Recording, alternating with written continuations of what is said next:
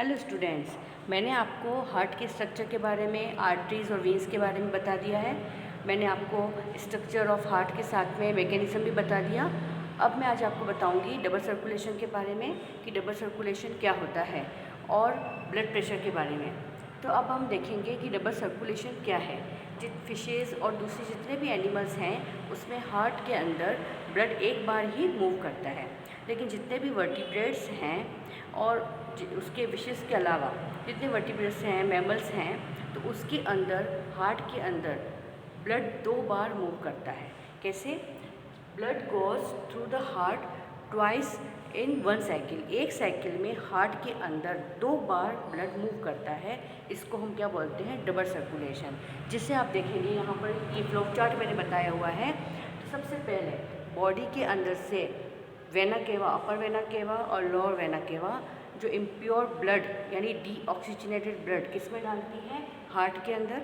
Heart के अंदर से ये सारा ब्लड जाता है, पल्मोनरी आर्टरी लेके जाती है उसको डीऑक्सीजनेटेड ब्लड को ऑक्सीजनेटेड करने के लिए लंग्स के पास लेके जाती है। तो ये वाला जो स्टेप हो गई फर्स्ट, यानी कि एक बार इसमें फिल्ड हुआ हार्ट के अंदर ब्लड और कहाँ गया सारा ब्लड? लंग्स के पास, यानी कि डीऑक्सीजनेटेड ब्लड इसमें आया और लंग्स के पास ऑक्सीजनेटेड होने के लिए गया। अब वापस लंग्स से जब ऑक्सीजनेटेड हो जाता है ब्लड तो वो कौन लेके आती है? Pulmonary Wien. पल्मोनरी वीन उस ऑक्सीजनेटेड ब्लड को लेकर आएगी और फिर कहाँ डालेगी? हार्ट में। और हार्ट से जो ऑर्टा होगी वो वापस डिस्ट्रीब्यूट करेगी पूरी बॉडी ऑर्गन में और वो ऑक्सीजनेटेड ब्लड होगा। तो फर्स्ट स्टेप में क्या हुआ? जितना भी डीऑक्सीजनेटेड ब्लड था बॉडी से हार्ट के अंदर आया, हार्ट से वो कहाँ गया? लंग्स के पास। ये हो गई पूरी फर्स्ट स्टेप। सेकेंड स्टेप में क्या हुआ? लंग्स से ऑक्सीजनेटेड ब्लड आया थ्रू पल्मोनरी वेन और किस में डाला गया? हार्ट में। और हार्ट ने फिर डिस्ट्रीब्यूट किया ऑर्टा के थ्रू सारे बॉडी पार्ट्स में। तो इस तरह से ब्लड 2 टाइम्स इसके अंदर आता है हार्ट के अंदर। तो इसको हम बोलते हैं डबल सर्कुलेशन। ये एक साइकिल है और एक साइकिल में आप देख रहे हैं 2 बार फिल्ड हो रहा है हमारा हार्ट। नेक्स्ट है blood pressure. What is blood pressure? जब फ्लो करता है ब्लड हमारी वेसल्स में तो वेसल्स के ऊपर वो एक प्रेशर एग्जिट करता है, उनकी वॉल्स के ऊपर जो फोर्स एग्जिट करता है ब्लड, उसको हम बोलते हैं ब्लड प्रेशर। ये ब्लड प्रेशर आर्टरीज में ज़्यादा होता है वीन्स की अपेक्षा। तो blood exit pressure on the wall of vessel is called blood vessel. और हमेशा आर्टरीज में ज़्यादा होता है और आर्टरीज से ही ब्लड प्रेशर नापा जाता है। ब्लड प्रेशर के अंदर आप देखेंगे कि जो आर्टरीज़ हैं उसके अंदर जब जैसे वेंट्रिकुलर है, वेंट्रिकुलर में जब कॉन्ट्रैक्शन हुआ यानी कि जब वो सिकुड़ा तो उसको बोलते हैं सिस्टोल, वेंट्रिकुलर सिस्टोल। और ये होता है सिस्टोलिक प्रेशर। जब वेंट्रिकुलर्स यानी वेंट्रिकल्स सिकुड़ते हैं, कॉन्ट्रैक्ट होते हैं, उस प्रेशर को बोलते हैं सिस्टोलिक प्रेशर और ये होता है 120 mm ऑफ Hg।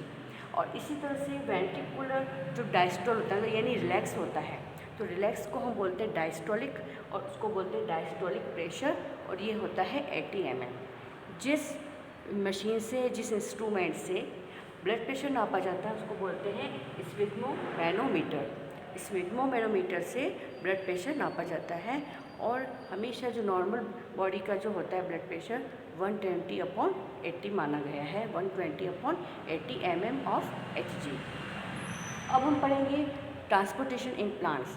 जितने भी एनिमल्स हैं उसमें ट्रांसपोर्टेशन के लिए आपने देखा कि हार्ट है, उसमें वेसल्स हैं, आर्टरीज हैं, इस तरह से डाइजेस्टिव सिस्टम है।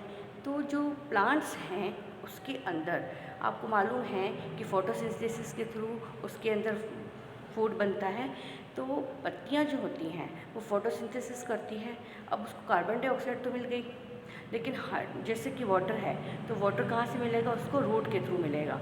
ठीक है, तो रूट के नीचे से ऊपर तक पत्तियों तक पानी पहुँचाना, पत्तियों के अंदर जो फूड प्रोडक्ट जो बन रहा है उसको फिर दूसरे सारे ऑर्गन यानी सारे प्लांट पार्ट्स तक पहुंचाना। उसके लिए जो वेसल्स हैं उसके अंदर जो टिश्यूज़ हैं उसको हम कहेंगे जाइलम एंड फ्लोएम। तो जाइलम एक ऐसा है टिश्यू जिसमें अलग अलग तरह की टिश्यूज़ हैं, ठीक है, जाइलम और फ्लोएम के अंदर। और ये क्या करते हैं? जाइलम जो होता है वो वाटर एंड मिनरल का ट्रांसपोर्ट करता है। फ्लोएम जो होता है, जो फूड प्रोडक्ट बनते हैं पत्तियों के अंदर, तो उसकी जो लिक्विड फॉर्म होती है, तो ग्लूकोज और इसके अलावा दूसरे एसिड्स वगैरह, प्रोटीन वगैरह, ये सब ट्रांसपोर्ट किए जाते हैं किसके थ्रू? फ्लोएम के थ्रू।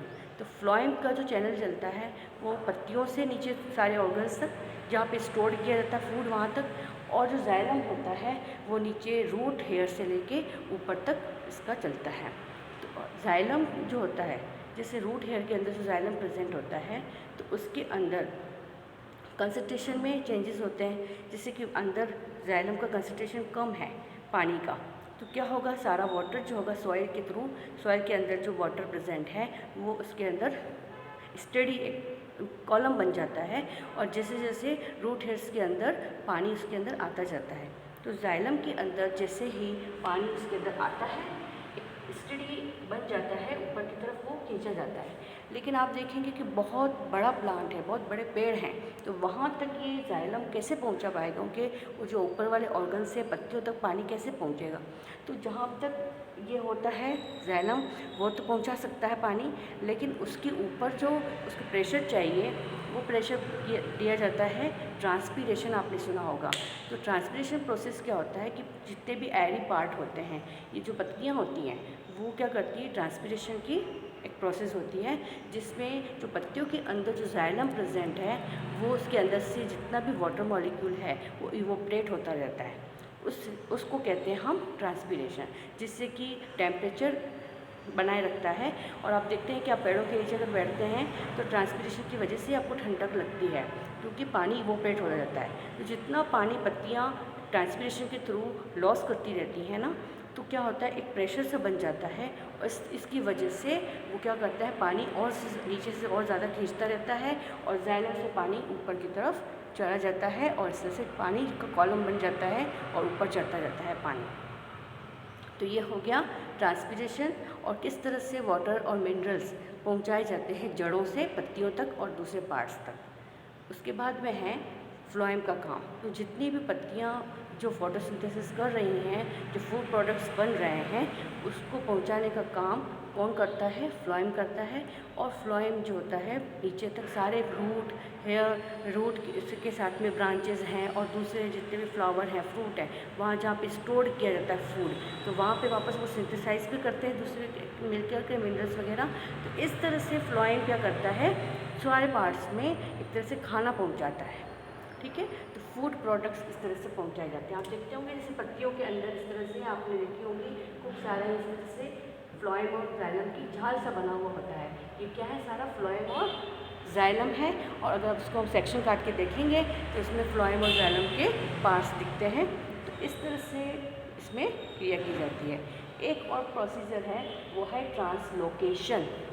ये प्रोसेस जो है, ट्रांसलोकेशन का मतलब क्या होता है, जितना भी फूड प्रोडक्ट बनता है पत्तियों के अंदर, वो सॉल्युबल फॉर्म में होता है, और वो प्रोडक्ट जो पहुंचाया जाता है, ट्रांसपोर्ट किया जाता है, उसको हम बोलते हैं ट्रांसलोकेशन। और ये प्रोसेस होता है ओनली इन द फ्लोएम के थ्रू होता है। तो ट्रांसपीरेशन होता है जाइलम में, यानी कि वहाँ की जो वाटर मॉलिक्यूल्स हैं वो एवोपरेट होते हैं, इसको बोलते हैं ट्रांसपीरेशन। ट्रांसलोकेशन का मतलब क्या होता है, जिसमें फूड प्रोडक्ट्स सॉल्युबल फॉर्म में फ्लोएम के थ्रू दूसरे पार्ट्स में पहुंचाए जाते हैं, इसको बोलते हैं ट्रांसलोकेशन। तो ये हो गया प्लांट में किस तरह से ट्रांसपीरेशन होता है।